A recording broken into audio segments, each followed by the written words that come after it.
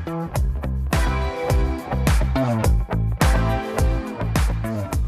going on, YouTube? This is episode 3. It was supposed to be the apartment, but we're not cleaned and organized enough to do an apartment video. So we are going to do maybe how about a short story about the dogs? How I got the dogs. Benny is sitting over here.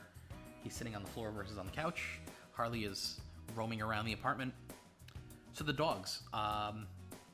Benny, I got 6 years ago. I got him from a shelter, Recycled Paws, and they were absolutely fantastic with him. It was a fun story that we walked in, me and my girlfriend at the time walked in, and we walked in with the expectation of we were going to look at pricing. So we wanted to see if we could actually afford having a dog. So we looked at food, we looked at collars, we looked at toys, we looked at all that stuff, and we wanted to make sure that we could actually afford having a dog before we jumped into actually having a dog. One thing led to another. I found a dog that I fell in love with, and when I went to go find my ex at the time, when I finally found her again, she was holding the dog that I fell in love with, and she happened to fall in love with that dog as well. So it was kind of meant to be. So that was Benny. He was like 12 pounds the day we got him, and I have a picture of me sitting on the couch playing PlayStation. I was probably playing Call of Duty, and he's sitting on my lap, and he's like this big, so tiny, so adorable. He has been my partner in crime. We've driven the country. In fact, the first time I came to Austin, it was with him when we did our road trip. The second time, when we came back 6 months later, we flew here, and there's a picture on my wall that my friend Debbie got me. That it's a picture of me and him where we're basically head to head. It was in the hotel on Altworth when I came, and the week that Franklin burned down. Actually, a couple days after Franklin burned down. So that was his second time in Austin, and he actually got to have some good barbecue that time too. But he was a rescue from Alabama. He was the smallest of the litter. He was definitely the runt of the litter, according to the woman. He was also supposed to be a Aussie Shepherd, Beagle, or Hound mix. They said that no one adopted him because all the other ones had the dye-color eyes, and he didn't. So they didn't want him because he didn't have the two-color eyes, which I think is silly, but whatever. So I am very happy with the choice that I made to get him. He is my absolute buddy. Then a couple years later, I decided that I wanted to get another dog, and Rob from GoPro shared a post, and it was one of those, 11th hour, please, you have to adopt this dog, or, before midnight, or by midnight, this dog is going to be put down if no one adopts it. So it was this beautiful 6-month-old or 8-month-old pit bull, and I sent them an email. They responded really quickly. They told me that, they would look into everything, let me know. A couple days went by, and I didn't hear anything. So I emailed them back. I finally got a response a couple days after that, and it was basically them telling me that they had to put that dog down because they couldn't wade through all the applications. Total bullshit. Something that I don't agree with at all, and it was a little bit heartbreaking because the dog was absolutely adorable. But I went back on the website. I went on their website to see what they had available in their shelter, and I saw this dog that was a 6-month-old pit bull named Harley. Absolutely adorable. They knew the entire history of her and everything. They had everything on file. And now you want to come up. So they knew everything about her, and it was very relieving because I was one of the people that when I viewed pit bulls as dangerous for a while until I met Ruckus. Ruckus was my best friend Mike's pit bull. Absolute dream of a dog.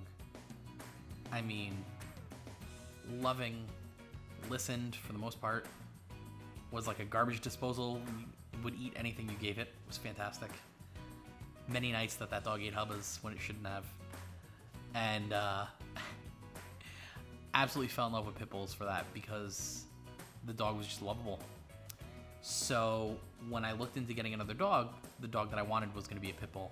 And when I looked on the website and I saw Harley, I fell in love with it because I knew that it wasn't part of anything that was a dogfighting or any sort of aggressive stuff. And it was young enough where I didn't have to really worry about very much predisposition. So I emailed about whether or not she was good with other dogs, because if she wasn't good with other dogs, that was kind of a deal breaker. If she couldn't get along with Benny, then there was no sense in having her around because he's precedent. He's the number one. So one thing led to another. They never got back to me. A couple days later, I had gone down. I drove down to New York City to go see if she was still there. She was still on the website, so I assumed she was still there.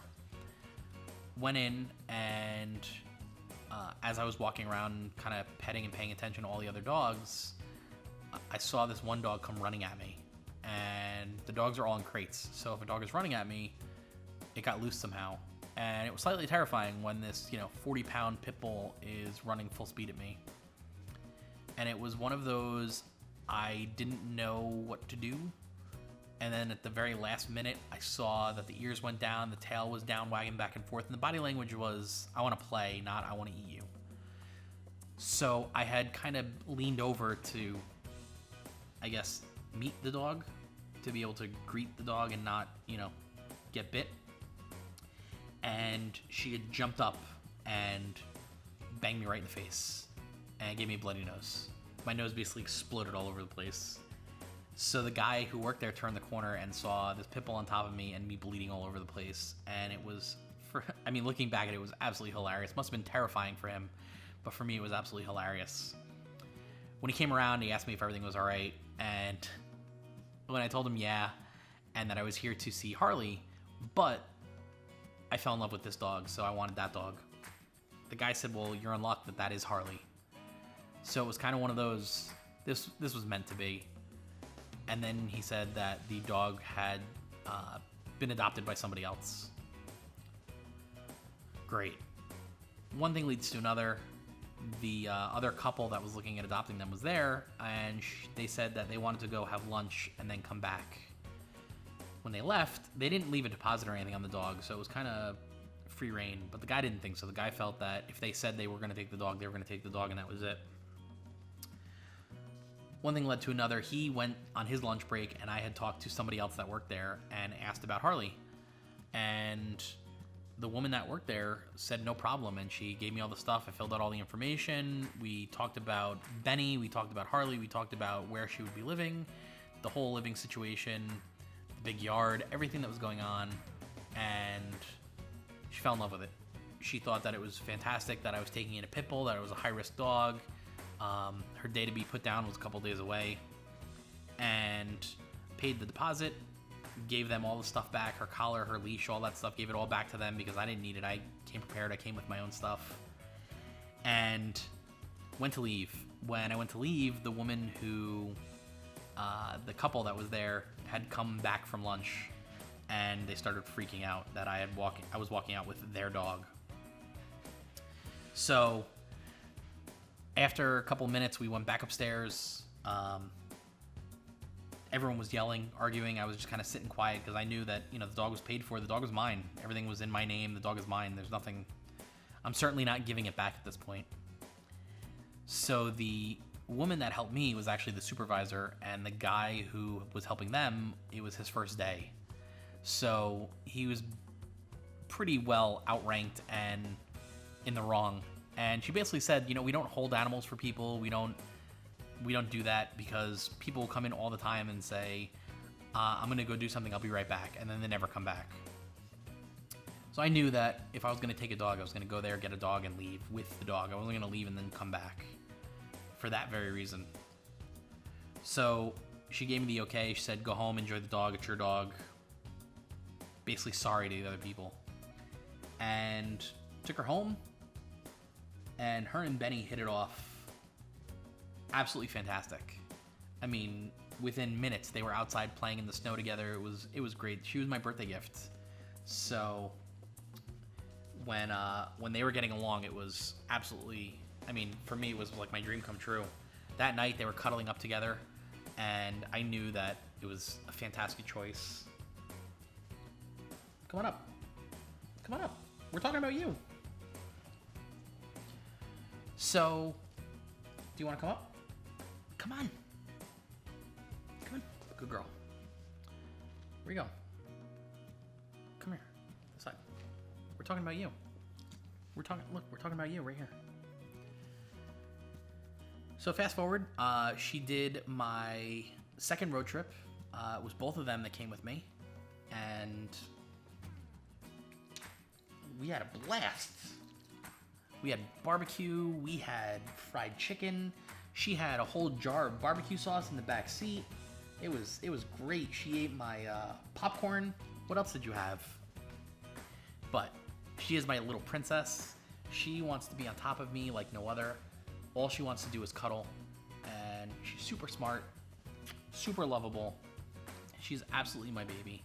He is my best friend. He's my buddy, and he is very similar. All he wants to do is be on top of me and be right next to me or be touching me in some fashion. So when we go to sleep at night, one will be on one side of me, one will be on the other, one will be in between my legs, something where they have to be on top of me and touching. But those are the stories about how I got my dogs. And the video's a little longer than I would like it to be, a little longer than usual. But hey, listen, if you guys want to know how I got my dogs and you want to see some cute pictures of dogs, that's what you have to sit through, all 12 minutes of it. So thank you guys for watching. Like, subscribe, share, tell your friends about it. Leave a comment. What do you guys want to talk about? What do you guys think about what's going on about this current pandemic?